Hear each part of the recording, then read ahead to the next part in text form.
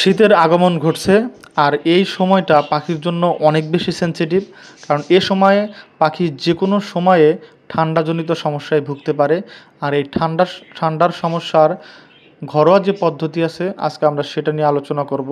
ঘরোয়া পদ্ধতিতে আপনারা ব্যবহার করবেন হচ্ছে তুলসীর পাতা এবং তুলসী পাতার চা।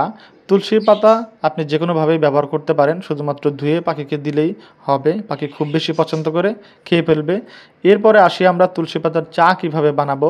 5 থেকে 6টি তুলসী পাতা ভালো করে ধুয়ে 1 কাপ পরিমাণ পানিতে পাতাগুলো দিয়ে আর সাথে একটু দারচিনি, একটু লং দিয়ে চুলায় গরম করতে হবে। যতক্ষণ না পানির রং গ্রিন টির মতো হচ্ছে ততক্ষণ চুলায় রাখুন। নামানোর আগে চা চামচের 8 ভাগের 1 ভাগ আতা কুচি দিয়ে 1 মিনিট রেখে চুলা থেকে নামিয়ে ফেলুন। এরপর দ্রবণটি সম্পূর্ণরূপে ঠান্ডা হলে চা চামচের 4 ভাগের 1 ভাগ মধু যোগ করে ভালো করে মিশিয়ে দ্রবণটি পাখিকে খেতে দিন। দ্রবণটি অবশ্যই পাখির খাঁচায় 6 ঘন্টা রাখার পর ফেলে দিয়ে নতুন পরিষ্কার পানি দিতে হবে।